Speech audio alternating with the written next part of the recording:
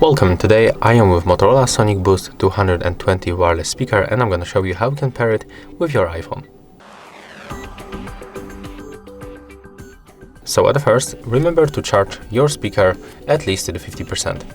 After that, just grab the speaker, focus on this power button and click and hold it until this indicator inside turns to the blue. Click and hold power button.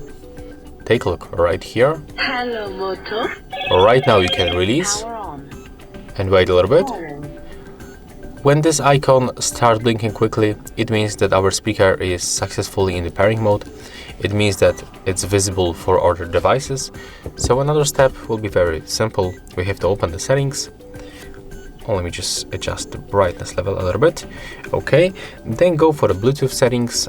Enable Bluetooth by tapping on this switcher. Take a look on the other devices. Select your Motorola speaker. Pairing complete. As you can see, after a few seconds, we are successfully connected. So that's how we can make it. If you find this video helpful, remember to leave a like, comment and subscribe.